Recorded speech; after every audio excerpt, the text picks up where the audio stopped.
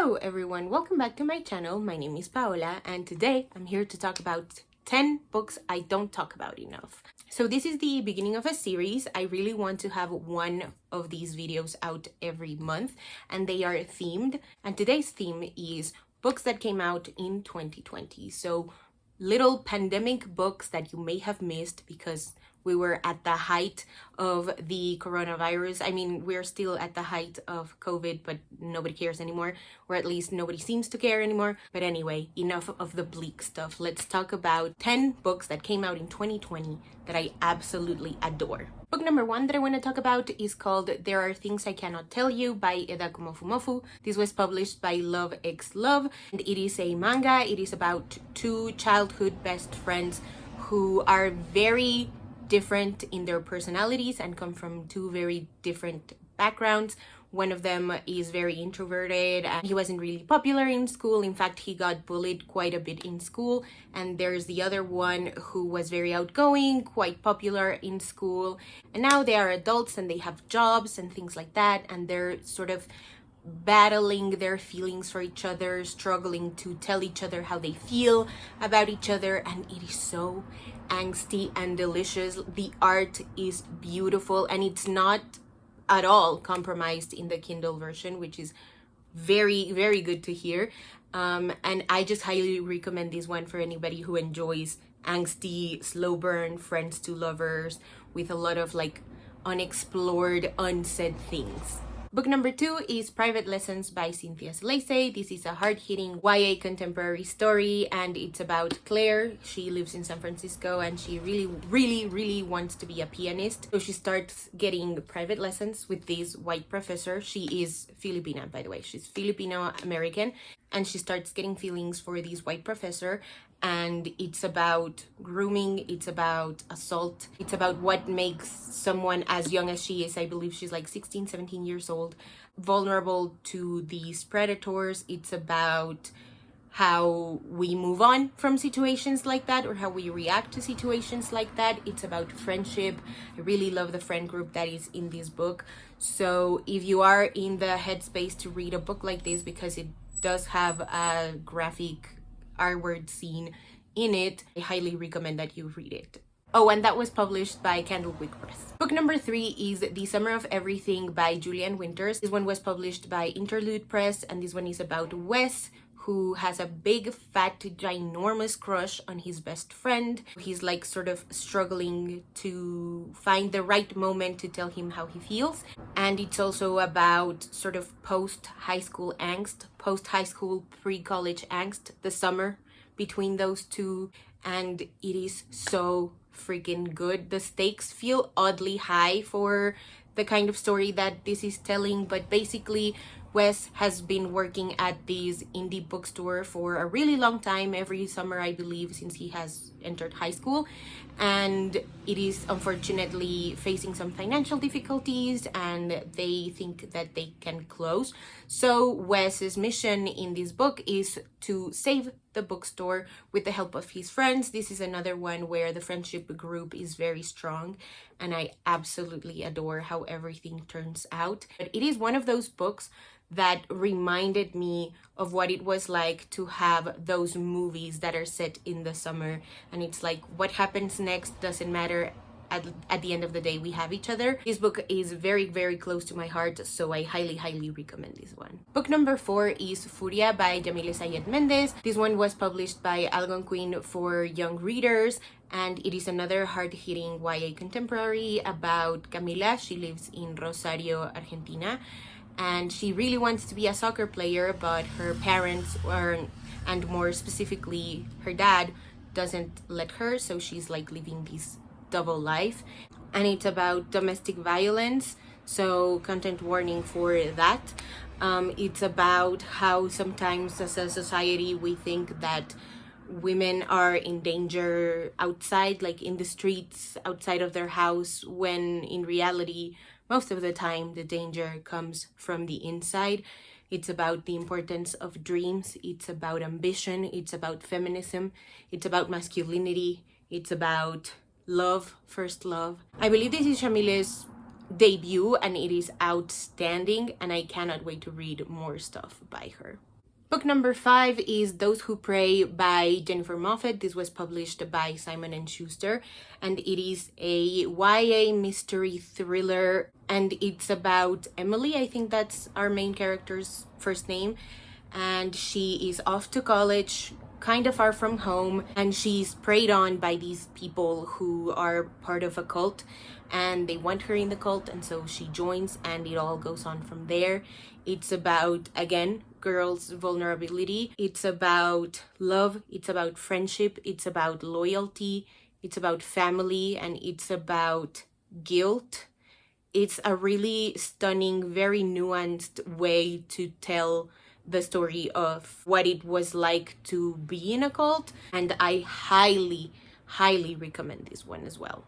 Number 6, Please Pick Me by Reina Regina. This was published by Moonchild Press Publishing, and it is poetry. It is very relatable, and it really speaks to my soul specifically. It has some really beautiful illustrations to go with it, and I just love how much this book feels like a hug. It is about self-love, self-care. It's about choosing yourself. It's about what it's like to make that choice, to choose yourself. It's about how hard that choice can be sometimes, and I love it. It is one of those modern poetry books that I cannot recommend enough because of how poignant it is and how much it hit me. So I hope that if you read it, you feel the same way. I do believe this is one of the best modern poetry books out there. Number 7 is Make a Scene by Mimi Grace. This is a self-published adult romance, and it's fake dating. It's about a baker and a gym owner. His focus is on boxing, if that matters to anyone. But anyway, his name is Duncan and her name is Retta, and Retta's cousin is about to marry Retta's ex, and so her family is on her case, and they're asking her if she's okay and stuff like that. So she's like, enough, I can't handle this anymore. And so by stroke of lighting, by chance, by luck, she and Duncan come to an agreement that they get to fake date until the wedding night, and it is delicious. There is this scene at the gym at Duncan's office that I just like to think about often, and it's very sexy, very steamy, and it's one of those fake dating books where I really got to see how invested they were in making the relationship seem real. So there's these really incredible sort of montage scene where they go on a food truck date and they discuss the ways in which they sort of met each other and stuff like that, so that they can come up with a cohesive, full story of how they dated and what stage of the dating experience they're at. It is so freaking good. I highly recommend it. I really cannot wait to read Mimi Grace's other books. Number 8, His Beauty by Jack Harburn. This is another self-published adult romance. This is fantasy, and it is a Beauty and the Beast retelling where the beast stays a beast. And it is, again, very sexy, and it is full of badassery. I love the way that Belle is written in this story. She is just not having any of the beast's shit, while at the same time having the attributes of Belle that make her human and caregiving, and I adore it. And it's just one of those retellings that stays with you. I really love the fact that the beast remains a beast. I love the insight into his backstory, and I am just a huge fan of Jack Harburn's writing. And again, I cannot wait to read more of their stuff.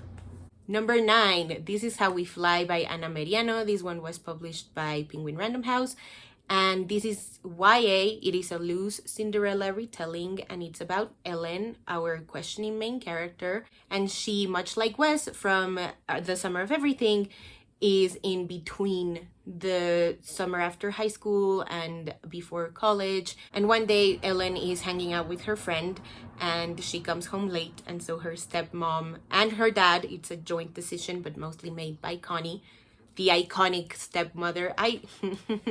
Connie is very hard to love, but I do enjoy her. So she comes home late and her stepmom and her dad decide to ground her. Luckily for Ellen, her best friend is like really good at sweet talking the parents and stuff like that. So she manages to convince Ellen's parents to let her join the quad ball team with her. And it is so freaking good. It is gendery, like there's a lot of gender feels and what it means to be in that like between identities and not knowing really where you fit. It's about finding friendship in the most unexpected places. It's about sports. It's about the kind of pressure that we put on teenagers to be excellent at a really, really young age. And it's just so much fun. It is so good. I feel like I've been talking about this book for a really, really long time and everybody just never listens to me. Also, please share some love for Anna because I love her. I love her writing and I need more YA books by her. And finally, at number 10, we have Turtle Under Ice by Julia del Rosario. This one was published by Simon & Schuster, and it's about two sisters who are dealing with some really tough losses. And it's about one of them sort of running away. Well, not sort of, she literally runs away. And it's written in verse, and it is hard-hitting, and it's about grief and loss and sisterhood and family and the pressure that comes with being the little sister when the big sister has just decided to give up on whatever it is that they were doing. It is so freaking good. The way that it spoke and it hit square in my chest. I cannot recommend this book enough. I believe it is already out in paperback, so you should definitely get it. If you're into hard-hitting contemporary, if you like novels in verse, oh my god, this is perfect for you. Alrighty, so that is it for today's video. I hope you guys enjoyed. Don't forget to check out the description below for links to my Patreon, where you can get access to a bi-weekly newsletter, exclusive content, and early access to all of my videos. Doesn't matter what tier you end up choosing, all the tiers have the same benefits and it is amazing. I'm very proud of how my Patreon is looking, honestly. You can also find links to where you can find me on other social media platforms.